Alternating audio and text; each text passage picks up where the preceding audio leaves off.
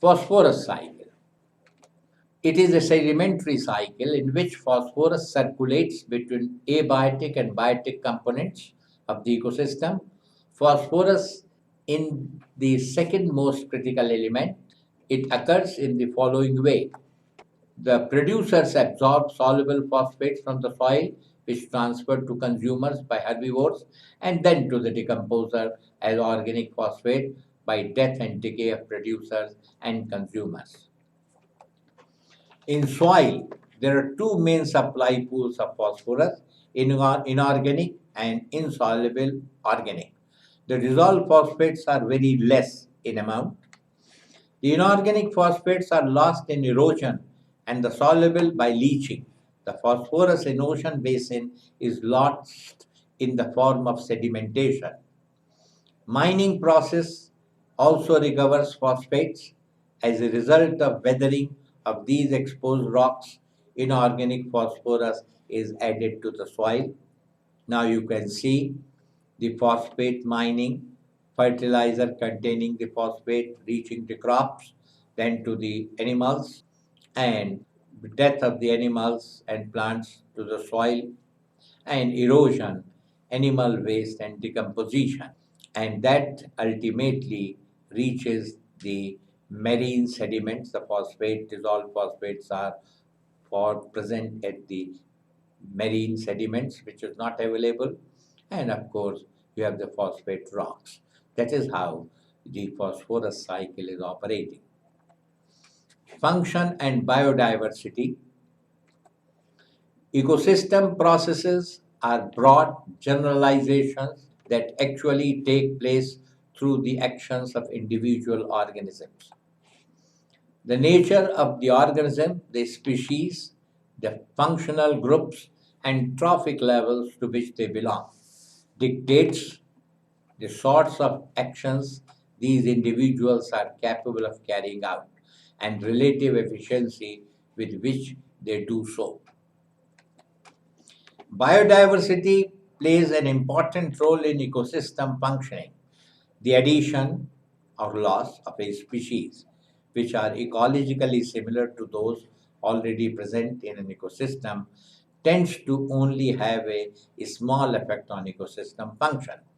Ecologically distinct species, on the other hand, must have a larger effect.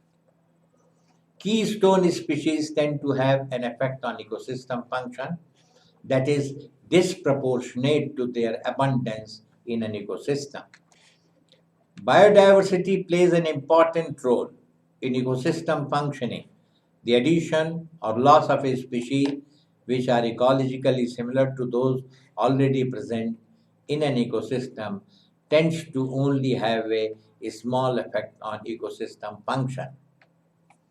Ecologically distinct species, on the other hand, have a much larger effect. Say, keystone species tend to have an effect on ecosystem function that is disproportionate to their abundance in an ecosystem.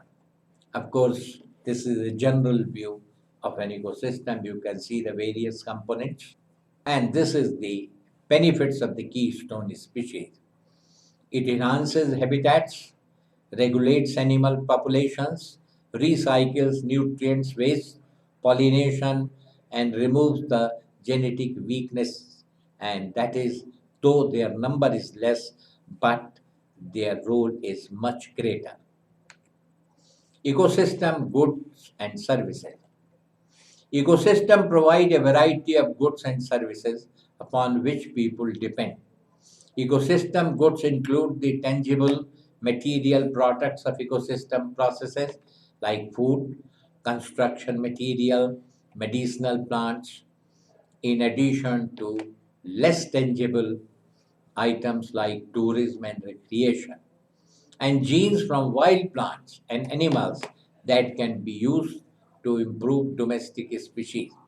For your information, I may tell you, and you will read also, that out of the total medicine which you get in the market, 25% are obtained from 25,000 species of the medicinal plants. Ecosystem services, on the other hand, are generally improvements in the condition or location of things of value. These include things like the maintenance of hydrological cycles, cleaning air and water, the maintenance of oxygen in the atmosphere, crop pollination, etc. And in later chapters, you will see that tropical Amazon rainforest is considered to be the lung of the planet, which is contributing 20% of the total oxygen in the biosphere. And here you can see how the things are benefited by the ecosystem. You can see state, driver, response, impact 1, impact 2, human well-being is there, ecosystem and biodiversity. And that is how we complete the ecosystem.